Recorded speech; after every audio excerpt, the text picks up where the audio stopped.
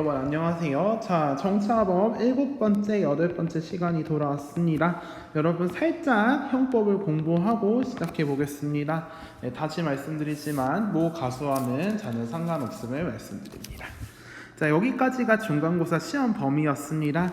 그래서 지난 시간 범죄와 형벌에 대해서 얘기를 했었고요. 그리고 형법이 가진 의미와 기능, 그리고 죄형법정주의 얘기하다가 보통 제가 빠르게 나간반이 지금 4번째 원칙까지 얘기를 했고, 2번째에서 4번째 원칙까지 아마 얘기했을 겁니다. 그래서 여기 부분 잘 확인하시기 바라겠습니다. 자, 그래서 이렇게 하연이 아치에 대하는 쓱쓱쓱 넘어가도록 하고요. 자, 형법의 의미, 그리고 뜻, 그리고 기능에 대해서 여러분들 이해하실 수 있고요. 그리고 죄형법정주의가 도대체 뭔지 선생님 수업 시간에 죄형법정주의 이렇게 쓰면서 분명히 말이죠. 이렇게 썼을 겁니다. 범죄와 형벌은 법률로 규정한다. 이래서 모 학생이 위에 있는 두 글자를 보고 모 아이돌의 멤버가 생각난다라고 얘기를 했는데 노린 건 절대 아니고요. 자, 여러분 일단은 이렇게 지금 진행된다라는 거 확인해 주시면 될 것 같습니다. 5가지 원칙 우리 배웠던 거 1, 2, 3, 4, 5 여러분 요거는요 명칭을 아는 것도 중요하지만 어떤 내용일 때 이렇구나 라는 걸 이해하시는 것도 굉장히 중요하다라는 겁니다. 그래서 요거는 마치 최고권, 철회권, 취소권, 거절권, 요거 거래 상대방을 보호하는 권리도 있었죠. 취소 빼고 나머지 이 3가지 맥락하고 같다라는 거. 요거를 외우는 것보다는 이 내용이 어떤 상황에 적용되는구나, 어떤 상황에 적용되지 않는구나 라는 거를 키워드 형태로 파악하시는 거, 이게 중요하겠습니다. 자, 우리가 선생님이 지난번에 범죄는 도대체 뭔지 여러분들 키워드 얘기하랬더니 뭐 살인, 뭐 폐륜, 뭐 불법, 뭐 맞죠? 굉장히 많은 거, 뭐 쓰레기 투기, 뭐 이런 것도 얘기를 했던 것 같아요. 그래서 여러분들 우리가 지난 시간에 범죄 얘기를 했었는데 그 전에 선생님이 팩트 체크식으로 이 문제 다시 보도록 하겠습니다. 그 푸우쌤하고 풀어보면 좋을 법한 문제. 1페이지 2번째 문제입니다. 그 논란의 문제에서 선생님이 좀 왜 그렇게 설명했는지 모르겠지만 좀 수정할 사항이 있어서 다시 풀어드리도록 하겠습니다. 자, 일단 첫 번째입니다. 갑은 17세, 을은 30세이고 법정 대리인 동의를 없는 상태에서 계약을 체결했습니다. 자, 그래서 10월 16일 날 거래를 완료한 상황이고요.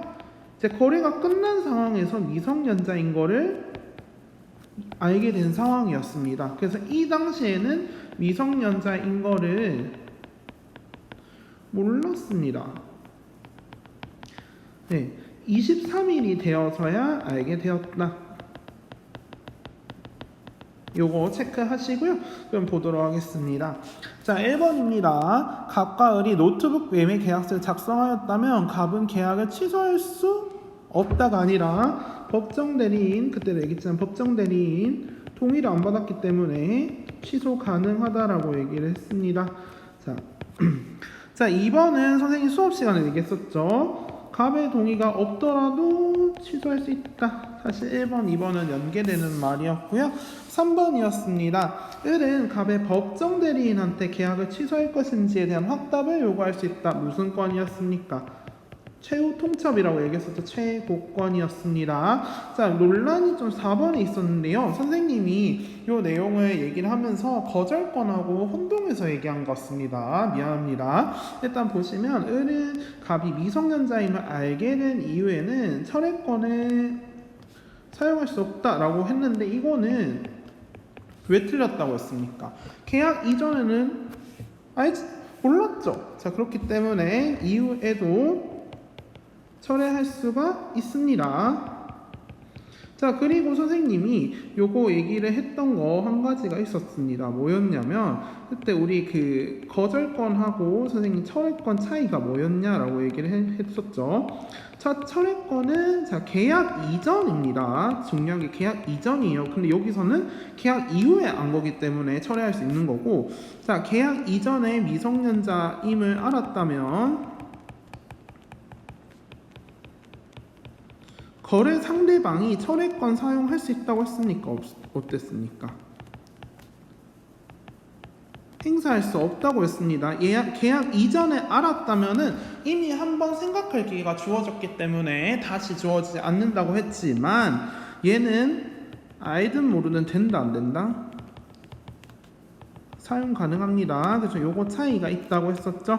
자, 그리고 여러분 지금 철회권, 채굴권, 거절권 내용을 외우는 거, 용어 외우는 거 먼저 중요하긴 한데 누구한테 사용하는지, 그리고 여기 보더라도 법정 대리인한테인데 예를 들어 선생님 가베게라고 하면 틀립니다. 이런 식으로 누구한테 쓰는지, 어떤 상황에 쓸 수 없는지 이런 것들 정확하게 활용하시면 되겠습니다.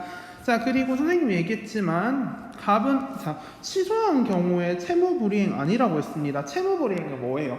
그 채무를 이행하지 않은 경우라고 얘기했었죠. 선생님이 우리 교과서에도 지금 나오는 부분입니다. 그래서 선생님이 살짝 얘기를 했었는데요. 교과서 한번 보시면은 몇 쪽이냐면, 자, 우리 116쪽의 마지막 문단입니다. 자, 계약에 따라서 누군가는 채권자가 되고 채무자가 되는데 이 채무자, 의무를 이행해야 되는 사람이 그 의무를 이행하지 않았을 때가 우리가 채무불이행입니다. 예를 들어서 돈을 갚지 않는 경우. 네, 이게가 되겠죠. 근데 이거 취소하는 거는 전혀 상관이 없어서 해당이 안 됩니다. 자, 그래서 요 문제 다시 풀어봤고요. 그럼 이제 수업 시간 진행하도록 하겠습니다. 자, 그래서 요 부분은 선생님하고 했기 때문에 간단하게 넘어갈게요. 자, 범죄는요, 타인이나 사회, 국가의 법으로 보호하는 이익이었습니다. 법익에 해로운 영향을 미치거나 그럴 우려가 있는 행위를 얘기한다. 그럼 이 범죄를 저질렀기 때문에 형벌이라는 벌칙을 부과한다. 그럼 이 형법은 뭐냐? 어떤 행위가 도대체 범죄이고 어떤 형벌을 부과하는지 규정하고 있는 법이다.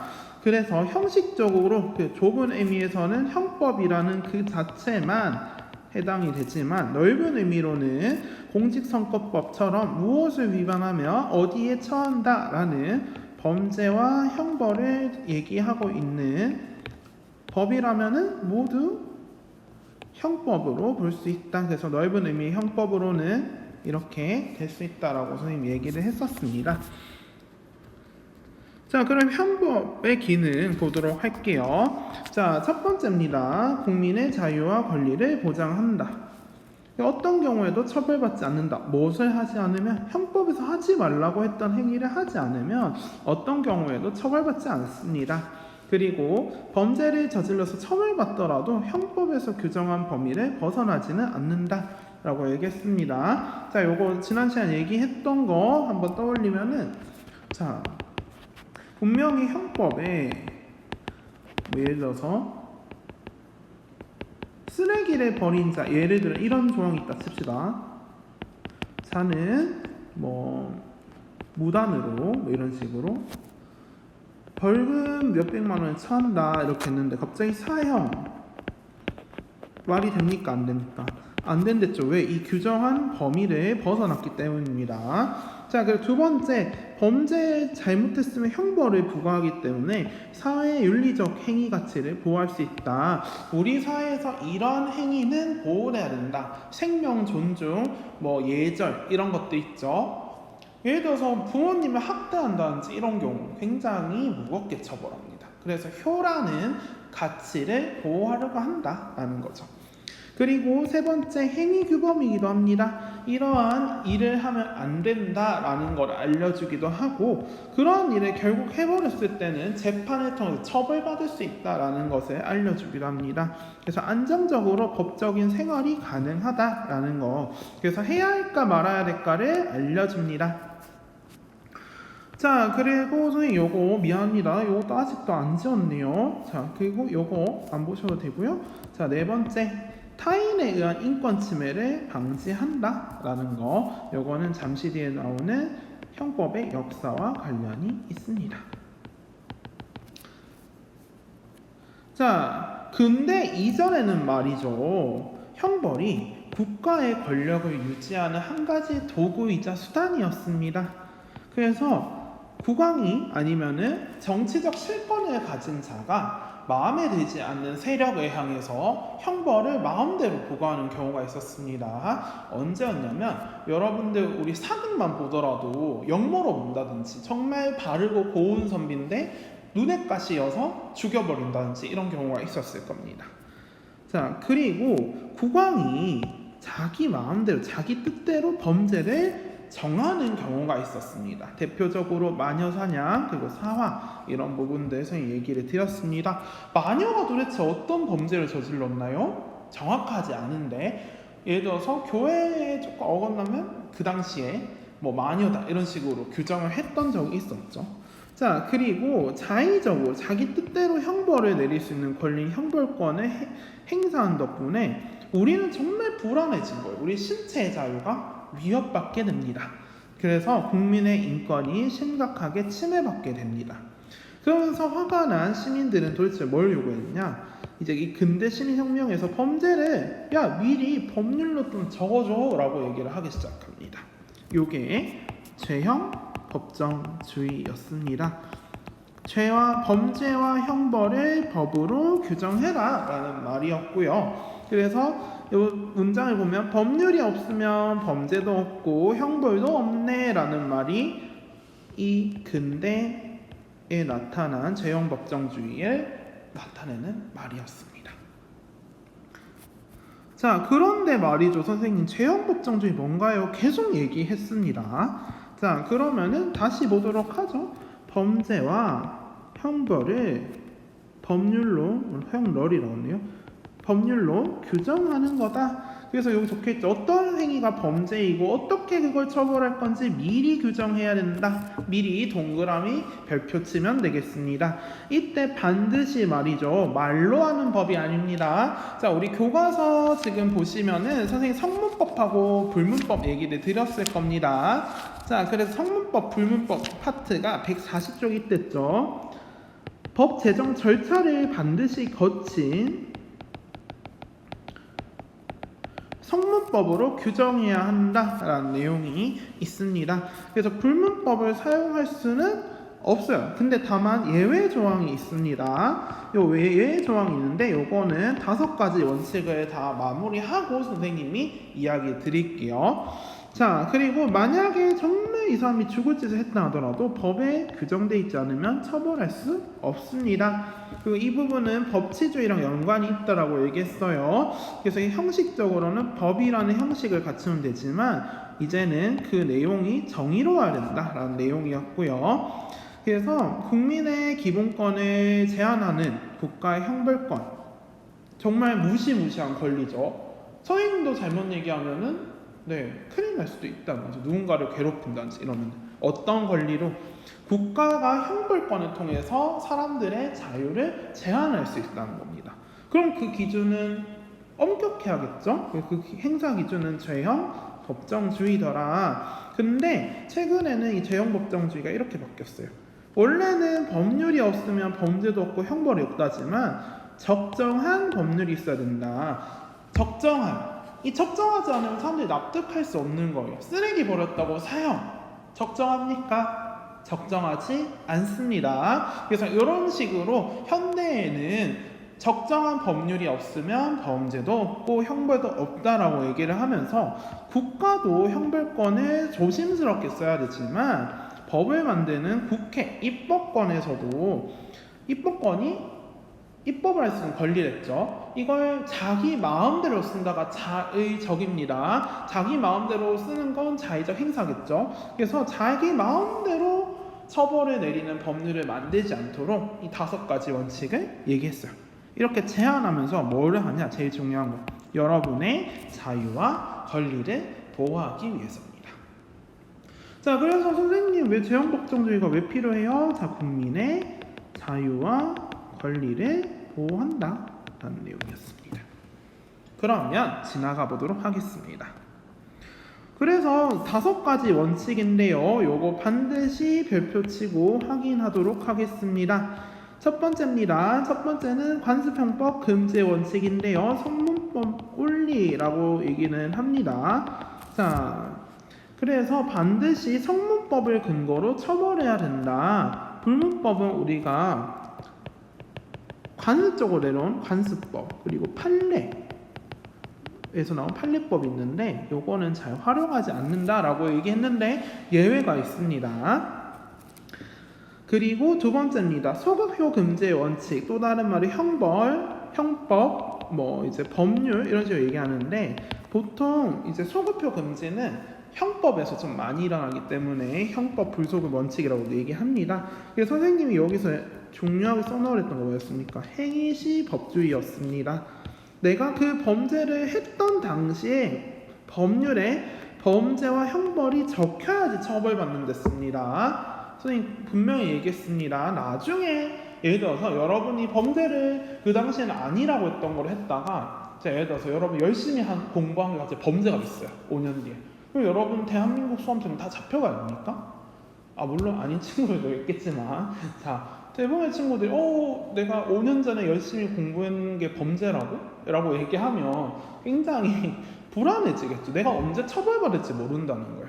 그래서 그 당시에 딱 범죄라고 적혀 있어야지 처벌을 받는다라는 겁니다. 그래서 행위한 이후에 만들어진 법률을 소급해서 처벌할 수 없습니다. 단 예외는 존재하는데요.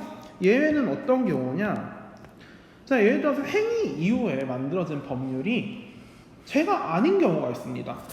자, 행위 당시는 죄였다가 행위 이후에 죄가 아닌 경우가 있습니다. 대표적으로 간통죄였습니다.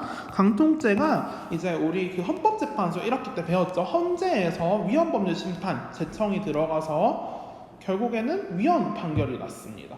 그래서 그 순간 없어졌어요. 그럼 그 이후에 없어졌기 때문에 이 사람이 처벌을 받지 않을 수도 있겠죠. 그래서 이런 경우에는 적용할 수 있다는 겁니다. 왜? 자, 이런 경우는 유리한 경우엔 적용합니다. 불리한 경우엔 적용하지 않아요. 그래서 누구한테? 그 행위를 한 사람한테 법이 새로운 게 생기거나 아니면은 그 범죄를 규정한 법률이 없어졌다 이러면은 소급해도 됩니다. 그래서 요거는 예외다라는 겁니다. 자, 그리고 세 번째가 가장 쉬울 겁니다. 명확해야 된다. 무엇이 범죄이고 그 범죄를 저질렀을 때 어떤 형벌을 부과하는지 명확해야 된다라고 해서 선생님이 저번에 귀여운 척 얘기를 했었을 겁니다. 자, 예를 들어서 2학년 2반에 이런 법률이 있어요. 자, 2학년 2반에서 귀여운 척 하면은 징역에 처한다라고 얘기를 했습니다. 자, 근데 사람들마다 뭐가 귀여운 척인지는 다를 겁니다. 요거는 뭐가 범죄인지 제대로 얘기하지도 않는다는 거죠. 그리고 징역 도대체 몇 년에 처한지 알 수가 없죠. 그래서 이렇게 얘기를 하면은 명확성 원칙에 위배된다라는 겁니다. 뭐가 범죄이고 이 범죄를 저질렀을 때 얼마만큼 처벌받는지를 정확하게 기재해야 된다 였습니다. 그러면 네 번째, 다섯 번째 우리 보도록 하겠습니다. 네 번째, 유추해석 금지의 원칙인데요. 이게 사례가 조금 모의고사에서 많이 나오는 편입니다. 자, 우리가 보면은 애매모호한 단어들이 좀 있어요. 자, 근데 예를 들어서 이게 판례가 어떤 거였냐면은 선생님 기억이 나는 게 뭐 어디서 그러니까 동물 양과 관련된 내용인데 양을 뭐 하지 말라는 내용이었는데 이 사람 같은 염소로 어떤 걸 했다가 법률로 처벌받을 뻔했던 적이 있었습니다. 근데 그 당시에 이제 공무원들은 이제 그 당시에 뭐 검사들 같은 경우에는 양과 염소와 비슷하니까 양을 어떻게 했을 때 처벌하는 규정을 적용했었는데 그러면 안 된다는 겁니다. 유추한다가 뭐예요? 똑같은 건 없는데 비슷한 거를 끼워 맞추는 경우죠. 근데 법에선 그러면 안 됩니다. 왜냐하면은 그렇게 치면 다 비슷한 거대로 처벌할 수 있기 때문에 이 또한 국민의 자유와 권리를 침해할 수 있고 앞에 명확성의 원칙도 위배하는 거죠. 자, 근데 선생님 얘기했지만 자, 유추 해석. 네. 그래서 유사한 규정을 적용하면 안 된다는 내용입니다. 자, 그리고 행위자에게 유리한 유추 해석은 할 수 있다. 근데 반대로 여기서도 유리한 건 할 수 있다라는 겁니다.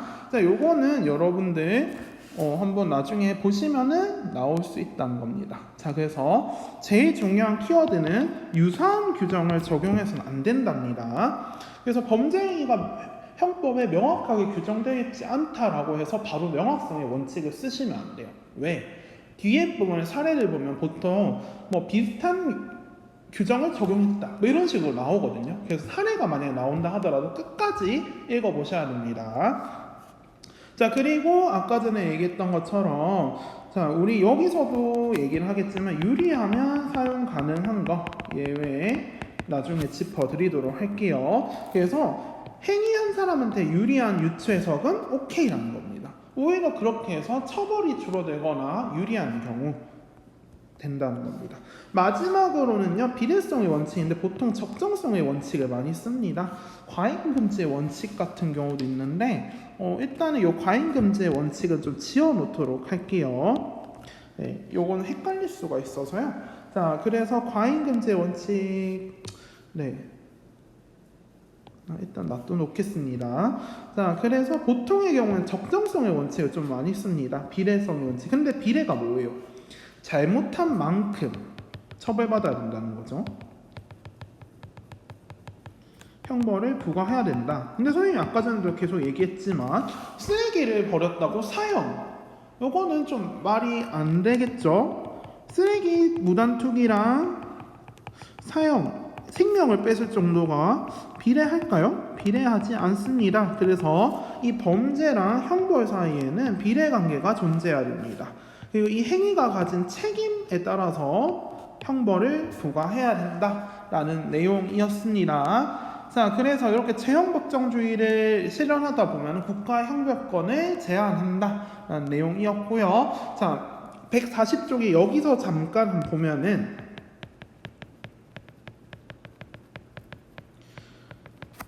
재형법정주의의 예외가 있습니다. 자, 이 경우 어떤 경우냐? 유리한 경우, 행위자한테 유리한 경우인데요. 세 가지가 있습니다. 어떤 경우냐? 첫 번째는 말이죠. 관습형법 금지의 원칙입니다. 불문법으로 근거하지 말라고 했는데 유리한 경우 가능합니다. 자, 그리고 두 번째입니다. 소급표 금지의 원칙이에요. 자, 행위 당시의 법으로 처벌해야 되지만 그 이후에 그 범죄가 사라졌다. 그러면은 이 사람은 언젠가 되게 억울할 수도 있겠죠. 그래서 나중에 이 사람은 이렇게 주장할 수도 있는 겁니다. 이게 나한테 더 유리한데 어떻게 할 거냐? 자, 그럼 어떻게 될 수 있어요? 예외로 적용해서 유리한 쪽으로 판단할 수가 있다는 겁니다. 행위 후가 더 유리하다면은 행위 후를 만들어낸 법을 적용할 수 있다는 거죠. 자, 그리고 세 번째, 보통 유추해석 금지 비슷한 내용 끼워 맞추지 마라고 얘기했는데 그게 오히려 행위를 한 사람한테 유리하다면은 오케이라고 해서 요 세 가지는 선생님 적어놨습니다. 1, 2, 3. 그래서 1이 뭐였습니까? 관습형법. 2는 소급표 금지. 3은 유추해석 금지였습니다. 어떤 경우? 행위자한테 유리한 경우는 가능하다. 관습형법 써도 되고 소급해도 되고 유추해석해도 된다라는 내용이었습니다. 자, 그래서 우리 시험 범위는 여기까지고요. 지금 한번 보시면은 자, 생각을 키우는 활동에서 공원에서 윗옷을 벗고 일광욕을 하면 처벌받을까라는 부분이 있었죠. 자, 근데 여기서 보기에도 지금 한번 보면 헌법재판소 결정 내용 중에 부끄러운 느낌이나 불쾌감 이런 부분은 명확하지 않았습니다. 그래서 명확성의 원칙을 위배했겠죠. 네, 왜냐하면 누가 봤을 때 나는 저렇게 누군가가 자기의 몸을 이렇게 드러내는 건 참 아름다워 보여 이렇게 생각할 수도 있겠죠. 근데 누군가가 망측해라고 생각할 수도 있다는 거죠. 사람마다 다 다르다라는 거기 때문에 정확한 기준을 얘기를 하지 않아서 요거는 위원으로 결정되었던 거 141쪽에 생각을 키우는 활동까지 얘기를 드렸습니다. 자, 그래서 여기까지 일단 시험 범위고요. 여러분들 공부 열심히 하시고 다음 시간에는 여러분들 그 선생님 상종 문제 두 문제 오늘 올려드릴 겁니다. 그거 다운받으셔서 풀어오시고 풀이하는 시간 가지겠습니다. 자, 고생 많으셨고요. 자, 점심 맛있게 드시고 우리는 내일 뵙도록 하겠습니다. 고생하셨습니다. 안녕.